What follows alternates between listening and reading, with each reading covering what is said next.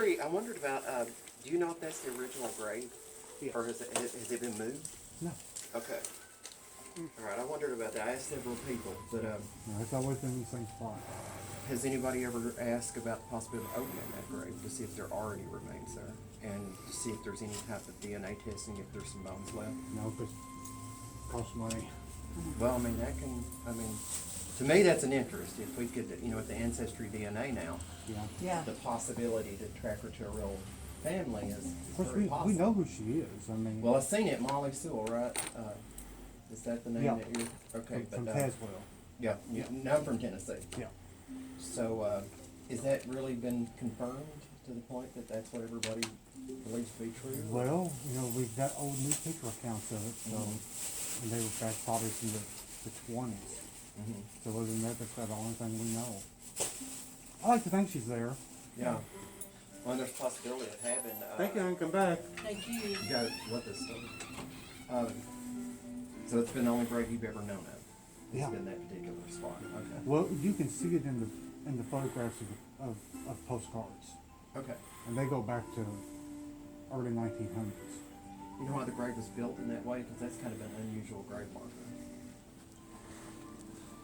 Probably style at the time, that kind of that plateau, kind of raised up, kind of sarcophagus. Because she's not in there; she's under. Okay, so that, do Yeah. you have any records of her description of her burial? Now, we've got what the Historical Society had, which is not a lot of things, but, The only thing I'd ever heard of, and someone had told me, was that it was a casket that had an oval glass around the face, and they kept her out for several days, hoping that somebody would identify her at the time, and no one ever did. initially, Yep. so, that's interesting, I hadn't heard I that. hadn't heard But no, I that. couldn't find that backed up in anything else, in any of the other accounts. Storytellers, or newspapers, or nothing else. Okay, that brings up my next question of, beyond storytellers, do you know of any accounts that were published maybe closer to the time period? What we're finding is mostly stuff from the 1900s. Do we have anything from the 1800s? Of course, so that whole area through there is just practically gone. I mean, Yeah. she's the last remnant of the old Harrodsburg Springs now, That's an interesting. because all of it's gone. That's why she's buried there, because that was all gardens and parks Oh, okay. for the Harrodsburg Springs. Now, we did see an account where, she was unattended, and then another article said that she was escorted by a man and a maid. That I'd never heard. So it's in an article that we found today. Yeah. I'd always heard that she came by herself. Yeah, that's what most of the accounts are, but today we found something, in a newspaper that said she was accompanied. And I'll email that to you. It's in the Historical Society, but I can email it to you. I love it. Yeah, that'd be great. Okay, so we'd like to keep coming back for it. Of course, obviously, I'd like to find a way to confirm there is indeed a grave error. And, it's possible to check it with ground penetrating radar. You could. So I looked at that, and the coroner didn't seem to mind. He said, "You need to talk to him." Yep. I said, "Okay, I can find him." And I did this 20 years ago. And luckily, I'd done an article with somebody local, and she found my email address and called me back, emailed me. And I thought, yeah, I'd like to take another shot at it, see if we can maybe finally put a name on her grave. Yep. Because right now, looking at her grave, I would not know who that was. No. So, Yeah. people have been Just a open to the girl that idea of danced that. herself to death. I mean, Yeah, that's what I call her. Yep. Danced herself to death. So, well, interesting. So, we'll stay in touch with you. I've tried to call you a couple of times, but You got my card? yeah, if you give me that, if you could give us both a card, and we'll Yeah. stay in touch with you. Yeah, and I'll be headed back to Michigan on Saturday, So but, much. I'll be back around quite a bit. Yeah, because I think that'd be fascinating to be able to do, Mhm. ground penetrating radar, to be able to do a DNA test. Yeah. I don't want it to be. Well, that's what I'm afraid, and I think a lot of people are reluctant with these historical graves, like, well, I don't want to ruin the legend, Yeah. but it's like, we can actually confirm it. Yeah. I think she's got caught up in the ghost story where, when I tell people there's a Jane Doe here, they say, because I work on the Jane Doe cases in Kentucky. Tent Girl worked on a lot of them, and people say, oh no, there's not a Jane Doe, there's a ghost story. And it's like, no, there's a Jane Doe Yeah, there. she was real. We It's assume just, a real person. Yeah. it's just been, you know, to tie her to an individual, was she somebody's girlfriend? We talked about being a mistress. Did somebody rip away some of her? I think I've got that. I took a picture of the article that said she was attended, and I'll email it to you. But I can. Yeah, and with technology today, we're really excited because Ancestry DNA, we can just, maybe we can find You people. can find relatives. Yeah, relatives who you didn't easily even could. know they were attached there. And that's what we'd like to do, actually confirm a name and give her a real story. Give her, So this says the crowd solemnly returned to the ballroom when the young man asked that he and the maid be left alone with the body. Hearing nothing from the bereaved young man for an hour, they investigated the room and found nothing but the girl's body in the room. The young man, the maid, and the carriage and the horses were all gone. And that was from the Tombstone Tales of the Lexington Herald. Wow, I had not heard that. So and I hadn't until today. yeah, that's new to me. And I've been in and out of here since 1987, coming through this town. But that's the first time I'd actually read that. And you see, people get confused too, because especially, I think a lot of it come from Catherine Tucker Wyndham. Do you know Catherine Tucker? No.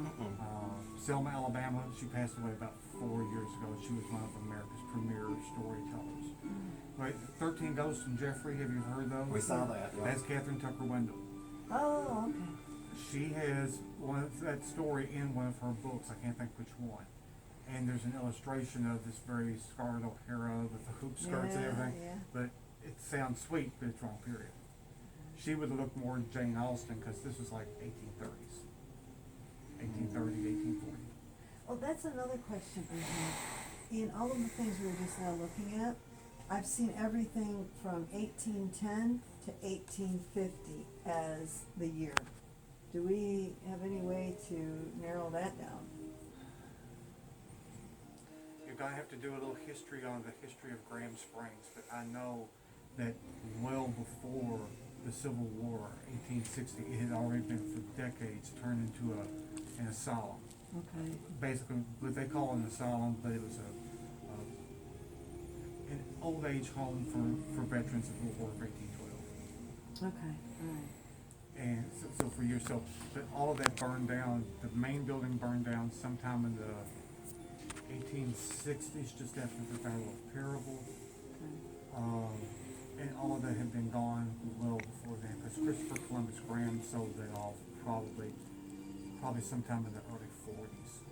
Yeah, oh, actually, one of the accounts I read said he sold it in 1851. That could be, because I'm doing this off the top of my head, Yeah. so I mean, but that sounds reasonable. Okay. All right, email that and send it to your phone. Was that a cell phone or a landline? Landline. Okay, well, you're not going to. I would not count on I'll give you that. my cell phone. I mean, that's fine. I don't care if you just want to text it to me.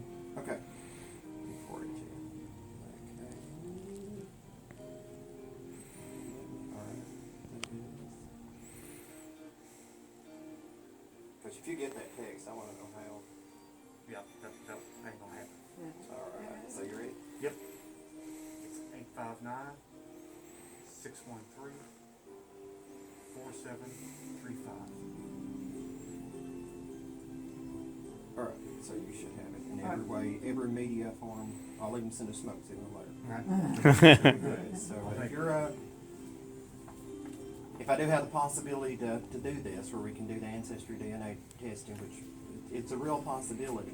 So anything you can find out between now and But you know, then. but not only that, you know, I've got friends of mine that are, Nancy's a forensic anthropologist and Richard's an archaeologist. But you know, not only that, but I mean, coffin hardware. There are whole books on coffin hardware. Yeah. Oh, So I mean, yep, Well, I work with Emily Craig. Of course, you know Emily. yeah. Well, she lives in Texas now. She started working for me for Department of Justice, and I left this year. But she's still there, and she moved to Fort Worth. So I'm in touch with her all the time. And, I will read this today. okay, cool then. And anything I find, but in the meantime, you know, our goal is I would very much like to check the ground penetrating radar. We both have some feelers out to at least confirm an anomaly Yep. there, and to see if it's there, and then maybe move forward to, is there a body there that we could actually get? You know, those old timey caskets were heavier duty. Now, you remember the boy in Georgetown that was dug up a couple of years ago? Yeah. Some mother's son. Now, I was there. We did that. Okay. Only thing I had was a handful of teeth, and it was a real flimsy casket. And there could be more of her than him, depending on the soil. Could be. His, there'd be water that was standing there often, so it was, but I literally have a handful of teeth, and we were gonna send them away for DNA testing, which they said was unlikely due to the state of the teeth, so we made a judgment, it was a circumstantial ID. Yeah. But we had a grandma's Bible, great-grandma's Bible that said Franklin Haynes left and was supposed to be here, and at the time, he's the only one it could have been, and it wasn't a homicide. So to just settle it, and then next year, I plan on going back and putting a marker on the old historical grave that gives his real name. Because even though we moved his teeth and part of the hardware of the casket to the side of his mother in Somerset, there's a lot of Frank still in that ground. And his grave's a historical marker that I want to make sure is still there. I don't want people to rebury somebody there. It's like, we can't ever let that happen. Because in their mind, that grave's empty now. It's like, no, Not. so to go back, in April of 2021, 100 years later, I'm gonna have the marker placed on it. And then we'll do like a little memorial service at that time. But I wanna do it exactly 100 years later. I'm a little late on this one, I'm sorry. But being she's kind of up on a little bit of a rise, Yeah. I don't think there was ever a lot of rain or water that was standing around her. If there was, I never heard the flood that bad. But I mean, there should be fabric remnants, there should be Oh, yeah. That would be buttons, amazing. hooks, I mean, I'm thinking if there was there's buttons lots of or stuff that you could anything hook up that, to we could the find. mid-19th century, early 19th century. Anything could tell us something, Yep. so, but I wondered how you feel about that, thinking about it. I thought, now, he's a historian, he's an antique dealer, will he be up on the idea? So convincing the community the reason for doing it, like, it's like, we're not trying to No. wake the dead, but we'd like to confirm these theories, because right now our name's a theory. Hell, what are you talking about? Most people don't even know their little graves up